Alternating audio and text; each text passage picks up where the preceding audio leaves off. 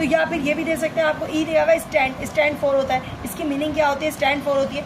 तो किसी चीज़ को जब हम करते हैं ना, तैयारी करते हैं, उसको हम कि ये प्रॉपर्टीज़ जो होती है मैंने आपको यहाँ बताया, यहाँ पर देखिए स्टैंड फॉर, इसका मतलब क्या होता है, एग्जिट होता है या ST कहते हैं। चीज़ें जो है ना अच्छे से देख लेना, ठीक है।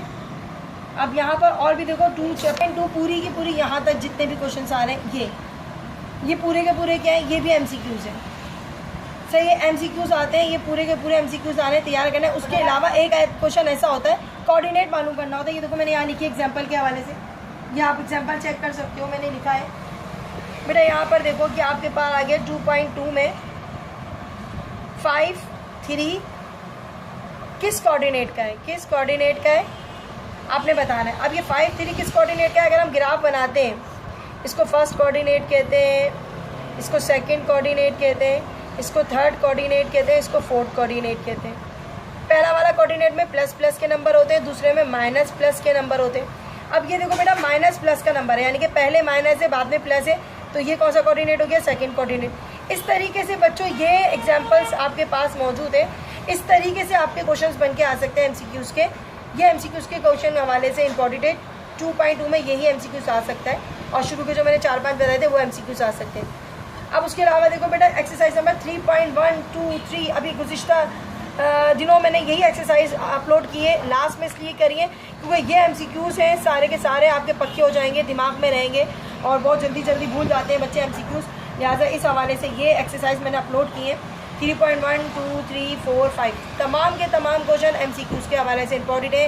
पूरी एक्सरसाइज की तैयारी करके जाना, ठीक है। और लास्ट आपको मैं बता देती हूँ 4.1 आपके पास जो एक्सरसाइज थी उसमें काफ़ी सारे MCQs मुझे नज़र आए। आपको कि मिस ये क्या, ये जो जितने भी मैंने क्वेश्चन कराए थे, ठीक है, ये तमाम के तमाम इसके अंदर जो भी आंसर्स आए थे वो MCQs के हवाले से आ सकते हैं। उसके अलावा आपके पास है चैप्टर 5, देखो 5.1 के अंदर जो शुरू के 4 क्वेश्चन थे, आप शुरू के 4 सम्स थे, वो भी आपके MCQs में आ सकते हैं। सिर्फ आज में बड़ी क्वांटिटी और छोटी क्वांटिटी बतानी है। अब यहाँ पर एक चीज़ और भी पूछ सकते हैं कि ये आपको जनरली आपको पता होना चाहिए कि आपके पास प्रोपोर्शन में कितने टर्म्स, रेशो में कितने में होती है, कंपैरिजन ऑफ 2 क्वांटिटीज़, आपको कंपैरिजन ऑफ 4 क्वांटिटीज़ दे सकते हैं। इस तरीके से आपको याद रखना पड़ेगी डेफिनेशन। अच्छा ये देख सकते हैं फर्स्ट टर्म को कॉल क्या करते हैं और सेकंड टर्म को हम कॉल क्या करते हैं। एंसीडेंट कॉन्स्टेंट ये आपको खुद ही सोचना पड़ेगा इसका मतलब क्या होता है। ये मैंने आपको अपने एक्सरसाइज करते हुए सॉल्व करते हुए समझाया था। इसके अलावा बेटा एक चैप्टर है 6.1 और 6.2, ये लास्ट बता रही हूँ मैं आपको क्योंकि अब ये बहुत सारी हो गई है MCQs के लिए। MCQs भी 30 है। लिहाजा 6.1 में बेटा आप शुरू में आप पढ़ोगे डेफिनेशन, उसमें आपको ज़कात की डेफिनेशन मिलेगी। ज़कात किस रेशो से दी जाती है, ज़कात की रेशो क्या है। आपसे ये भी पूछा जा सकता है कि ज़कात की रेशो क्या है, तो 2.5 है। वो आप यहाँ से इसका फार्मूला याद रखिएगा, मैं आपको निकाल के दे देती हूँ। आपके पास चैप्टर में 6.2 में आ रहा था रेशो ऑफ ज़कात, तो आ सकता है द रेशो ऑफ ज़कात, कि द रेशो ऑफ ज़कात कितनी है। इस तरीके से एग्जांपल आ सकती है।